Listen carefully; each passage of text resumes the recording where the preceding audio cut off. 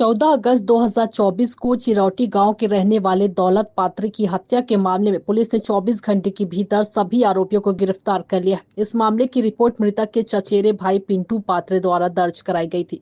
घटना के अनुसार दौलत पात्रे ने गांव धरदेई में मनोज यादव से 500 रुपए उधार मांगे थे, लेकिन वहां मौजूद प्रीतम बरगाह ने उसे पैसे देने से मना कर दिया।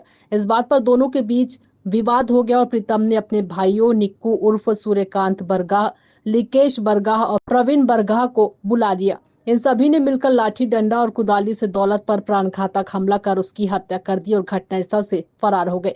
घटना की जानकारी मिलते ही वरिष्ठ पुलिस अधीक्षक गिरिजा शंकर जायसवाल और अतिरिक्त पुलिस अधीक्षक पंकज पटेल के मार्गदर्शन में पुलिस ने तेजी से कार्रवाई की। आरोपियों की तलाश के लिए 6 टीमें बनाई गई और इलेक्ट्रॉनिक सर्विलांस व सीसीटीवी फुटेज के आधार पर उनके ठिकानों का पता लगाया गया। आखिरकार पुलिस ने सभी आरोपियों को 24 घंटे के भीतर विभिन्न स्थानों से गिरफ्तार कर लिया। दिन से मना किया और इस बात पे दोनों पक्ष में झगड़ा हुआ और प्रीतेश ने अपने अन्य साथियों को बुला लिया, जिसमें निक्कू, सूर्यकांत, लिकेश और प्रवीण थे। और इनमें ये लोग अपने साथ लाठी डंडा कुदाली भी ले आए थे और झगड़े के दौरान मृतक को ये सारे आरोपियों ने मार दिया और वहाँ से फरार हो गए।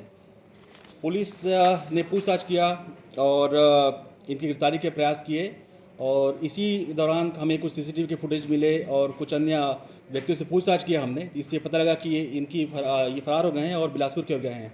हमने पूछताछ के दौरान और सारे टेक्निकल अपने सारे सोर्सेस का साधन का प्रयोग किया और इनको 24 घंटे के अंदर में गिरफ्तार करने में सफलता प्राप्त की।